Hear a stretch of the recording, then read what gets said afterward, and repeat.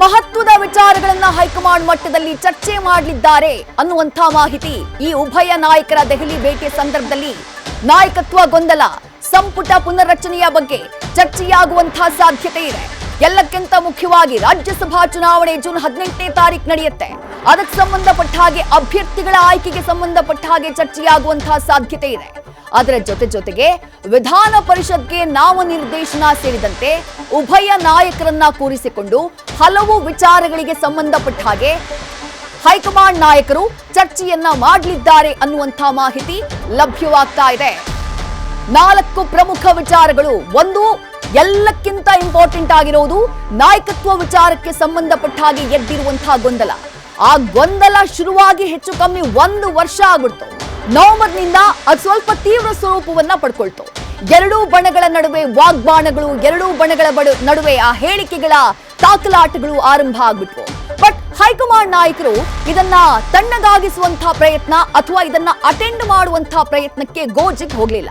ಅದಕ್ಕೆ ಅದರದ್ದೇ ಆದಂತಹ ಕಾರಣಗಳಿರಬಹುದು ಹೈಕಮಾಂಡ್ಗೆ. ಬಟ್ ಫೈನಲಿ ಕಳೆದ ಕೆಲ ದಿನಗಳಿಂದ ನೀವು ಗಮನಿಸಿರಬಹುದು ಕಾಂಗ್ರೆಸ್ ನಾಯಕರ ಹೇಳಿಕೆಗಳನ್ನ, ಇನ್ಕ್ಲೂಡಿಂಗ್ ಸಿದ್ದರಾಮಯ್ಯ ಆಪ್ತ ಬಳಗದಲ್ಲಿ ಗುರುತಿಸಿಕೊಂಡಿರುವಂತಹ KN ರಾಜಣ್ಣ ಅವರ ಹೇಳಿಕೆ ಇರಬಹುದು, ಅಥವಾ DCM DK ಶಿವಕುಮಾರ್ ಅವರ ಶಿಷ್ಯರಾಗಿರುವಂತಹ ರಾಮನಗರ ಶಾಸಕ ಇಕ್ಬಾಲ್ ಹುಸೇನ್ ಅವರ ಹೇಳಿಕೆಯಾಗಿರಬಹುದು. ಎಲ್ಲರ ಹೇಳಿಕೆಗಳು ಕೊಟ್ಟಂತಹ ಸೂಚನೆ ಏನು ಅಂದ್ರೆ ಮೇ ಅಂತ್ಯದ ಒಳಗೆ ಒಂದು ರಿಸಲ್ಟ್ ಬರಬಹುದು ಅಂತ ಹೇಳಿ. ಮತ್ತಷ್ಟು ಡೀಟೇಲ್ಸ್ ನಮ್ಮ ಪ್ರತಿನಿಧಿ ಹರೀಶ್ ನೀಡ್ತಾ ಹೋಗ್ತಾರೆ. ಹರೀಶ್, ಮೇ ಅಂತ್ಯದ ಒಳಗೆ ಏನೋ ಒಂದಾಗುತ್ತೆ ಅನ್ನುವಂತಹ ಚರ್ಚೆಗಳು ಏನಿತ್ತು, ಅದಕ್ಕೆ ಪೂರಕವಾದಂತಹ ಮಾಹಿತಿ ಸದ್ಯ ಕಾಂಗ್ರೆಸ್ನ ಉನ್ನತ ಮೂಲಗಳಿಂದ ನ್ಯೂಸ್ ಫಸ್ಟ್ಗೆ ಲಭ್ಯ ಆಗ್ತಾ ಇರೋದು. ಏನಾಗಬಹುದು? ಉಭಯ ನಾಯಕರನ್ನ ದೆಹಲಿ ಕರೆಸಿಕೊಳ್ತಿದ್ದಾರೆ, ಏನ್ ನಡೆಯಬಹುದು ಅಂತ ಹೇಳಿ ಹರೀಶ್? ಇದಕ್ಕೆ ಬಹಳ ಮುಖ್ಯವಾಗಿರುವಂತದ್ದು ಆಡಳಿತಾರೂಢ ರಾಜ್ಯ ಕಾಂಗ್ರೆಸ್ನಲ್ಲಿ ನಾಯಕತ್ವ ಗೊಂದಲಕ್ಕೆ ಕೊನೆಗೂ ಕೂಡ ಫುಲ್ ಸ್ಟಾಪ್ ಬೀಳುವಂತಹ ಸಾಧ್ಯತೆಗಳು ದಟ್ಟವಾಗಿದೆ ಅಂತನ್ನುವಂಥದ್ದು ಕೂಡ ಗೊತ್ತಾಗ್ತಿದೆ. ಪಂಚರಾಜ್ಯ ಚುನಾವಣೆ ಮುಗಿದ ಬೆನ್ನಲ್ಲೇ ಕೂಡ ಹೈಕಮಾಂಡ್ ನಾಯಕರು CM ಸಿದ್ದರಾಮಯ್ಯ ಅವರಿಗೆ ಬಲವನ್ನು ಕೊಟ್ಟಿದ್ದಾರೆ. ಸೊ ಮೇ 26ನೇ ತಾರೀಕು ದೆಹಲಿಗೆ ಬರುವಂತೆ ದೂರವಾಣಿ ಕರೆಯನ್ನು ಕೂಡ ಮಾಡಿದ್ದಾರೆ. ಹಾಗಾಗಿ CM ಸಿದ್ದರಾಮಯ್ಯ ಅವರು ಮಂಗಳವಾರ ದೆಹಲಿಯತ್ತ ಕೂಡ ಪ್ರಯಾಣವನ್ನು ಬೆಳೆಸ್ತಾ ಇದ್ದಾರೆ. ಅದಕ್ಕೂ ಮೊದಲು DCM DK ಶಿವಕುಮಾರ್ ಅವರು ಕೂಡ ದೆಹಲಿಗೆ ಹೋಗ್ತಾರೆ ಅನ್ನುವಂಥದ್ದು ಮಾಹಿತಿ ಕೂಡ ಲಭ್ಯ ಆಗ್ತಾ ಇರುವಂಥದ್ದು. ಸೊ ಅದೆಲ್ಲಕ್ಕಿಂತಲೂ ನಾಯಕತ್ವ ಗೊಂದಲ, ಸಂಪುಟ ಪುನರ್ರಚನೆ, ರಾಜ್ಯಸಭಾ ಚುನಾವಣೆಗೆ ಅಭ್ಯರ್ಥಿಗಳ ಆಯ್ಕೆ ಆಗಿರ್ಬೋದು, ಸೊ ವಿಧಾನ ಪರಿಷತ್ನ ಅಭ್ಯರ್ಥಿಗಳ ಆಯ್ಕೆ ಜೊತೆಗೆ ನಾಮನಿರ್ದೇಶನ ವಿಚಾರವಾಗಿ ಬಹಳ ಮುಖ್ಯವಾಗಿ ಚರ್ಚೆ ನಡೆಸ್ತಾರೆ ಅನ್ನುವಂಥ ಮಾಹಿತಿ ಲಭ್ಯ ಆಗ್ತಿದೆ. 2-3 ದಿನಗಳ ಕಾಲ CM ಮತ್ತೆ DCM ಇಬ್ಬರು ಕೂಡ ದೆಹಲಿಯಲ್ಲಿ ವಾಸ್ತವ್ಯವನ್ನು ಹೂಡ್ತಾರೆ ಅನ್ನುವಂಥ ಮಾಹಿತಿ ಲಭ್ಯ ಆಗ್ತಿದೆ. ಸೊ ಒಂದು ಬಹಳ ಮುಖ್ಯವಾಗಿರುವಂಥದ್ದು, ರಾಜ್ಯದಲ್ಲಿ 2.5 ವರ್ಷ ಅವಧಿ ಮುಗಿದ ಬೆನ್ನಲ್ಲೇ ಕೂಡ DCM DK ಶಿವಕುಮಾರ್ ಅವರು ತಮಗೆ CM ಸ್ಥಾನವನ್ನು ಕೊಡಬೇಕು, ಅಧಿಕಾರ ಹಂಚಿಕೆ ಸೂತ್ರವನ್ನು ಪಾಲಿಸಬೇಕು ಅನ್ನುವಂಥ ಬಿಗಿಪಟ್ಟನ ಹೈಕಮಾಂಡ್ ನಾಯಕರ ಮುಂದೆ ಇಟ್ಟಿದ್ರು. ಸೊ ಅದರ ಮುಂದುವರೆದ ಭಾಗವಾಗಿ ದೆಹಲಿಗೆ ತೆರಳಿ ರಾಹುಲ್ ಗಾಂಧಿ ಅವರ ಭೇಟಿಗೆ ಇನ್ನಿಲ್ಲದ ಪ್ರಯತ್ನವನ್ನು ಮಾಡಿದ್ರು.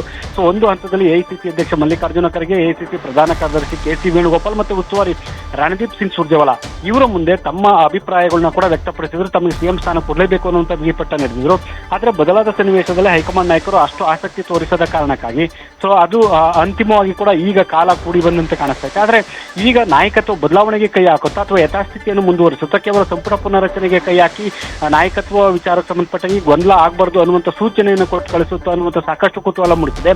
ಒಂದು CM ಸಿದ್ದರಾಮಯ್ಯ ಬಣ ಹೈಕಮಾಂಡ್ ಮುಂದೆ ಇರುವಂತಹ ಆಯ್ಕೆಗಳ ಬಗ್ಗೆ ನೀವು ಹಲವು ಬಾರಿ ವಿಶ್ಲೇಷಣೆಯನ್ನ ಮಾಡಿದ್ರಿ. ಕಳೆದ ನವೆಂಬರ್ ತಿಂಗಳಿನಿಂದಾನು ನಾವು ಏನಾಗಬಹುದು ಅನ್ನೋದ್ರ ಬಗ್ಗೆ ಚರ್ಚೆಯನ್ನ ಮಾಡ್ತಾನೆ ಇದ್ವಿ.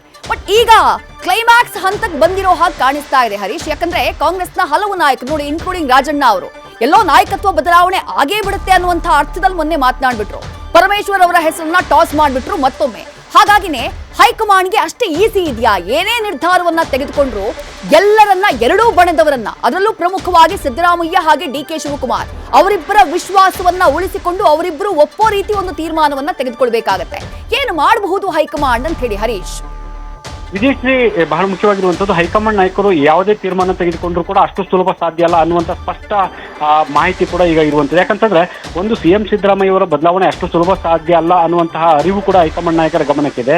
ಜೊತೆಗೆ ಸಿದ್ದರಾಮಯ್ಯ ಅವರು ಬಿಟ್ಟು DCM DK ಶಿವಕುಮಾರ್ ಅವರನ್ನು ಕೂಡ ಕೈ ಬಿಡೋಕೆ ಸಾಧ್ಯ ಇಲ್ಲ ಅನ್ನುವಂಥದ್ದು ಕೂಡ ಸತ್ಯ ಗೊತ್ತಿದೆ. ಆದರೆ ಒಂದು ಬಹಳ ಮುಖ್ಯವಾಗಿರುವಂಥದ್ದು, CM ಸಿದ್ದರಾಮಯ್ಯ ಅವರು ರಾಜ್ಯದ ಮಟ್ಟಿಗೆ ಮಾಸ್ ಲೀಡರ್ ಆಗಿರುವಂಥದ್ದು, ಜೊತೆಗೆ ಕಾಂಗ್ರೆಸ್ಗೆ ತಮ್ಮದೇ ಆದಂಥ ವರ್ಚಸ್ಸನ್ನು ಮತ್ತೆ ವೋಟ್ ಬ್ಯಾಂಕ್ ಅನ್ನು ಹಿಡಿದಿಟ್ಟುಕೊಟ್ಟಿರುವಂತಹ ನಾಯಕರಾಗಿದ್ದಾರೆ.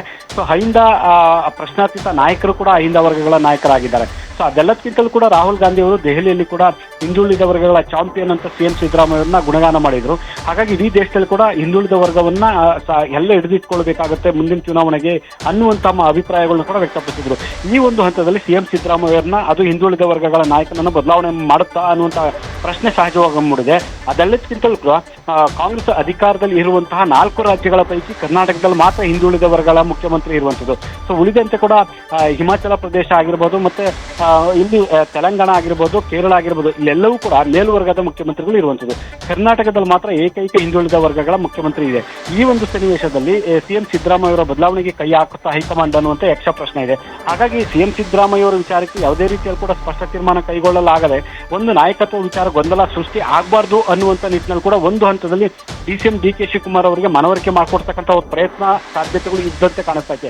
ಅಂದ್ರೆ DCM DK ಶಿವಕುಮಾರ್ ಅವರಿಗೆ ಕೊನೆಯ ಹಂತದಲ್ಲಿ ಮುಖ್ಯಮಂತ್ರಿ ಸ್ಥಾನವನ್ನು ಕೊಡುವಂತ ಒಂದು ಭರವಸೆ ನೀಡುವಂಥದ್ದು. ಎರಡನೇದಾಗಿ ಮುಂದಿನ ಚುನಾವಣೆಗೆ ತಮ್ಮ ನೇತೃತ್ವದಲ್ಲೇ ಆಗಲಿ ಅನ್ನುವಂಥದ್ದು, ಜೊತೆಗೆ ಮುಂದೆ ನೀವು ಮುಖ್ಯಮಂತ್ರಿ ಆಗಿ ಇನ್ನೂ ವಯಸ್ಸಿದೆ ಅನ್ನುವಂಥ ಭರವಸೆ ನೀಡುವಂಥದ್ದು, ಮತ್ತೆ ಜೊತೆಗೆ ನಿಮಗೆ ಬೇಕಾದಂಥ ಆಯ್ಕೆಗಳಿಗೆ ಸಂಬಂಧಪಟ್ಟಂಗೆ ಯಾರನ್ನು ಬೇಕಾದ್ರೂ ಸಚಿವರನ್ನಾಗಿ ಮಾಡಿ ಅರ್ಧ ಸಂಪುಟದಲ್ಲಿ ಅನ್ನುವಂಥ ಆಯ್ಕೆ ಕೊಡುವಂಥದ್ದು, ಮತ್ತೆ ಬೇಕಾದಂಥ ಖಾತೆಯನ್ನು ತೆಗೆದುಕೊಳ್ಳಿ ಅನ್ನುವಂಥ ಒಂದು ಆಪ್ಷನ್ಸ್ ಅನ್ನು ಕೊಡುವಂಥ ಸಾಧ್ಯತೆ ದಟ್ಟವಾಗಿದೆ. ಆದರೆ DCM DK ಶಿವಕುಮಾರ್ ಅವರು ಈಗಾಗಲೇ ಕೂಡ CM ಗಾದಿಗೆ ಬಿಗಿಪಟ್ಟು ನಡೆದಿದ್ದಾರೆ. ಅವರು ಅಷ್ಟು ಸುಲಭವಾಗಿ ಸಿದ್ದರಾಮಯ್ಯವ್ರನ್ನ ಮುಂದುವರಿಸೋದಕ್ಕೆ ಒಪ್ತಾರ ಅನ್ನುವಂಥದ್ದು ಕೂಡ ಇಲ್ಲಿ ಕುತೂಹಲ ಮೂಡಿಸಿದೆ. ಅದೆಲ್ಲಕ್ಕಿಂತಲೂ ಕೂಡ DK ಸುರೇಶ್ ಅವರು ಕೂಡ ಶತಾಯಗತೆ ತಮ್ಮ ಅಣ್ಣನನ್ನು CM ಮಾಡಬೇಕು ಅನ್ನುವಂಥ ನಿಟ್ಟಿನಲ್ಲಿ ಒಂದಷ್ಟು ಪಟ್ಟುಗಳನ್ನ ದೆಹಲಿ ಮಟ್ಟದಲ್ಲಿ ಹಾಕಿದ್ದಾರೆ. ಅದು ಅಷ್ಟು ಸುಲಭವಾಗಿ ಇವರು ಅಣ್ಣ ತಮ್ಮದಿರು ಒಪ್ತಾರ ಅನ್ನುವಂಥದ್ದು ಕೂಡ ಯಕ್ಷ ಪ್ರಶ್ನೆ ಇದೆ. ಅದೆಲ್ಲಕ್ಕಿಂತಲೂ ಹೈಕಮಾಂಡ್ ನಾಯಕರಿಗೆ ಇರುವಂಥ ಆತಂಕ ಸದ್ಯದ ಪರಿಸ್ಥಿತಿಯಲ್ಲಿ ಆರ್ಥಿಕ ಪರಿಸ್ಥಿತಿ ಸುಧಾರಿಸುವಲ್ಲಿ ಕೂಡ CM ಸಿದ್ದರಾಮಯ್ಯ ಅವರು ಯಶಸ್ವಿಯಾಗಿದ್ದಾರೆ. ನಮ್ಮ ಪಕ್ಷ ಕೊಟ್ಟಂತ ಗ್ಯಾರಂಟಿ ಎಲ್ಲಾ ಯೋಜನೆಗಳನ್ನು ಕೂಡ ಅನುಷ್ಠಾನಗೊಳಿಸಿದ್ದಾರೆ, ಆ ಮೂಲಕ ಯಶಸ್ವಿಯಾಗಿದ್ದಾರೆ. ಹಾಗಾಗಿ ಈ ಹಂತದಲ್ಲಿ ಸಿದ್ದರಾಮಯ್ಯ ಅವರೇ ಮುಂದುವರಿಸಬೇಕಾ ಅನ್ನುವಂಥ ನಿಟ್ಟಿನಲ್ಲಿ ಕೂಡ ಏನಾದರೂ ಚಿಂತನೆ ಮಾಡುತ್ತಾ ಅನ್ನುವಂಥ ಪ್ರಶ್ನೆ ಎದುರಾಗಿರುವಂಥದ್ದು Vidyashree. Right, thank you Harish ತಮ್ಮೆಲ್ಲ ಡೀಟೇಲ್ಸ್ಗೆ. ನ್ಯೂಸ್ ಫಸ್ಟ್ ನಿರ್ಭೀತಿಯಿಂದ ನಿಮ್ಮ ಪರವಾಗಿ.